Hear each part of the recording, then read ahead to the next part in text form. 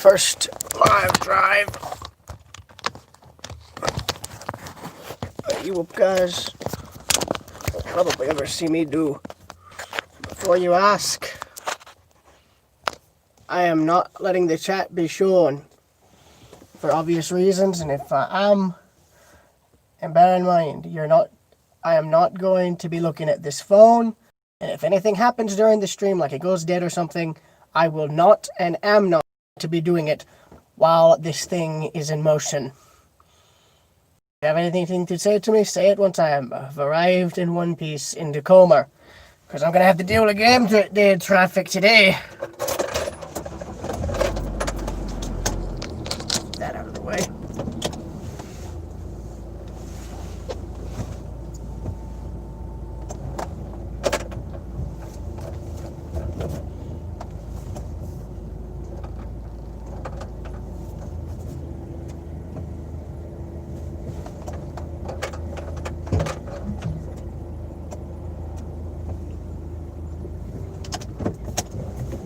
Oh, shit. It would help if I put the brake on.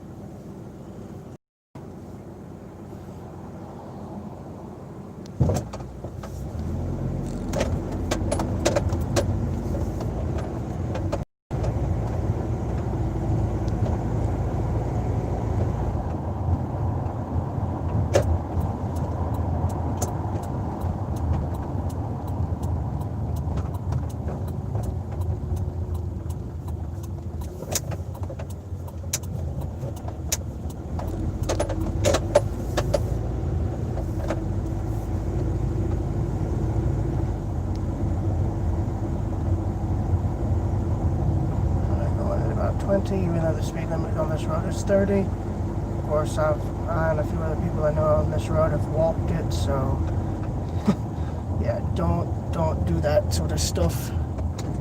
Like, if the speed limit here is 30, I'm going at 20 because of people walking. Because I've actually walked in this road before when there's been traffic, so just, yeah, obviously. What you just heard there was me switching the air thing over from recycled to outside air. The truck is taking in air from the outside. There's little ruts in the road. Those serve as, I guess you could say, speed dips. Not speed bumps, speed dips. This road has both. Speed dips. Hence that there. And then speed bumps, which is here at the end of the road, and then where it becomes a little one-lane side street, which I have to creep through. Because people's front yards are literally right on the road.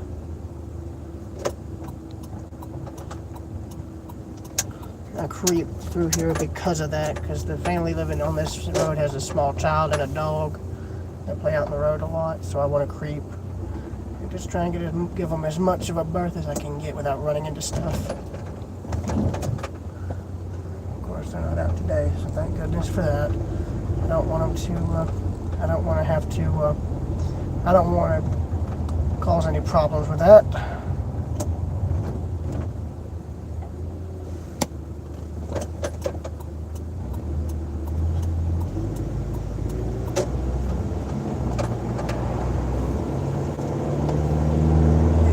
Let's get some power. As Jeremy Clarkson would say, get out of the way, you dang squirrel. Good. Didn't hit him. Thank goodness for that. Yeah, I looked in my mirror. He made it. At least I hope he made it.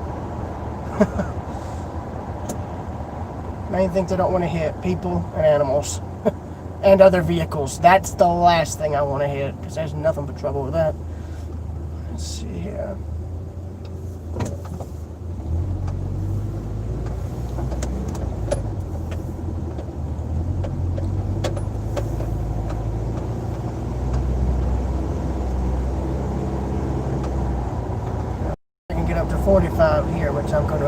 kindly do so.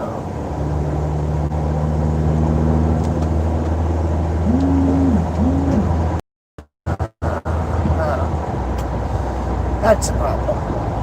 I should have got a little sewing needle to clog the windshield wiper nozzles there, the sprayers, because sometimes they get dirt and debris in them and it clogs them up, messes up their aim. So I got to get a daggum needle or a paper clip or something to put in there and clean them out, to clean the lines out, run them a bit to flush the stuff out. That other thing's low on fluid.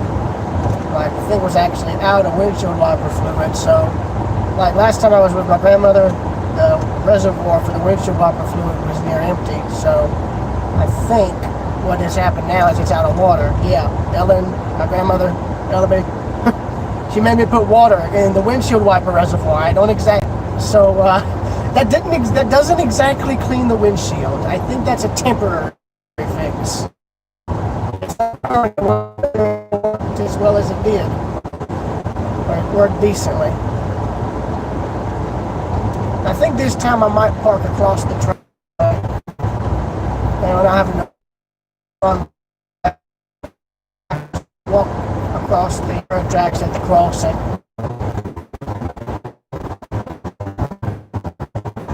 I'm just waiting for the train.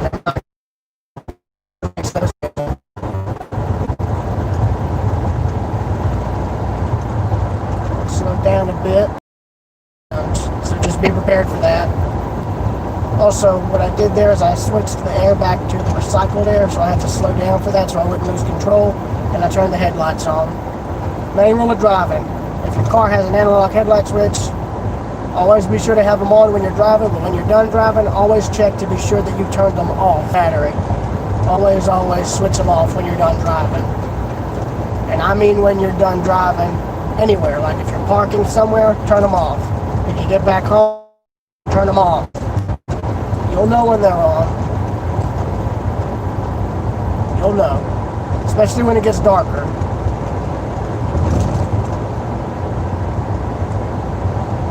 I mean, that's the thing.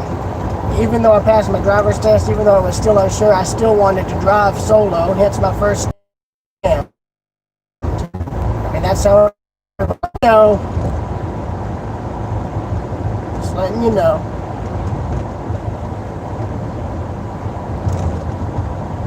Damn, the sun's in my eyes.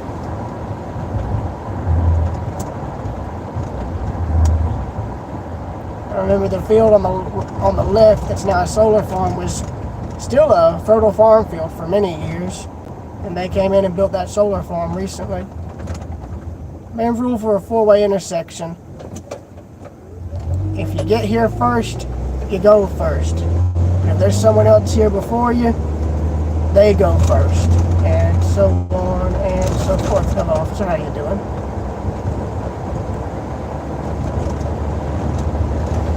They have a hands-free law in effect. That's why I've got the phone on a damn mount, and so I don't have to deal with that. In other words, it's so I can just let the thing record without having any damn problems with that. I mean, and before you guys go and say anything, I respect policemen. My mother works in that field, okay? I have major respect for those people. I have major respect for policemen, okay? And I'm gonna just be blunt. It doesn't matter what department you're in, what state you're in, what city you're in. There's always gonna be bad cops, just as there's gonna always be good cops. I mean, that's been a thing forever, all right? Every department's gonna have its good cops and its bad cops. Okay, I mean, common sense will tell you which is which. But I mean, the fact is, don't try and make the policeman's job any damn harder than it already has to be, because it is a very, very, very stressful job. I know this because there's been plenty of days where my mother's come home in a stressed mood. And I mean, it is a stressful job. Because, I mean, it's by no means an easy one. It's something that is not easy for most people to do. You've got to have a good, strong mentality in order to handle that kind of work. Because a lot of people who are in it, I'm going to be honest with you, have seen some very serious shit. They've seen serious shit that may have even scarred them. As police officers, male and female, doesn't matter how long they've been in the force for, have seen stuff that'll scar them for life. Stuff that really will never leave their memory. They're like war veterans, you know. Any of them who go usually don't come back, and the few who do aren't the same.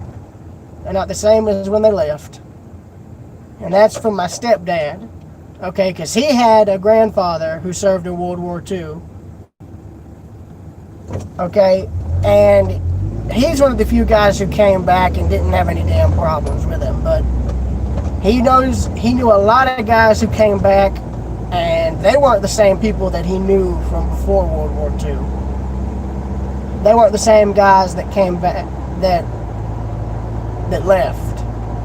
And it's kind of the same thing with policemen, you know. I mean, some of those guys who go in the force either get killed on duty, or if they've seen something that's absolutely horrific and traumatic, well, they ain't going to be the same. It's going to change them. Maybe for the better, maybe for the worst. But, you know, that's just what you'd have to wait and see for. Speed limit through Comer is 35. I'm dropping down to that. Total mileage now is 37.6. 37.6. Now 37.7.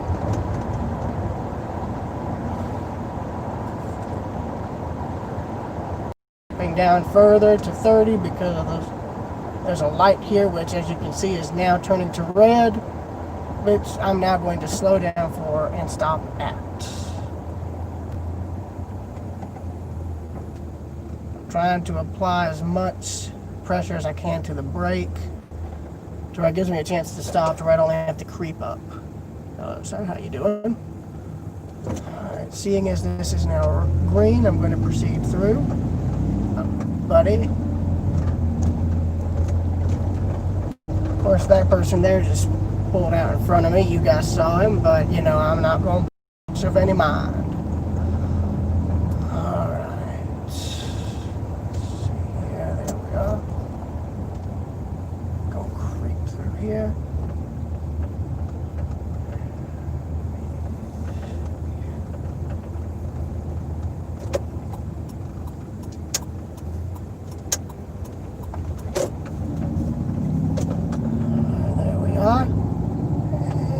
And we are in Comer now. We're in Comer now. Now, I know the train isn't probably going to come through until some point, until like around later on today. So, yeah. This here is what gives me a chance to go and just get set up. There we go. So what I just did there is I turned the air off, turned the lights off, and then turned the key off. Of course, I put it in park first before all of that, so you guys get.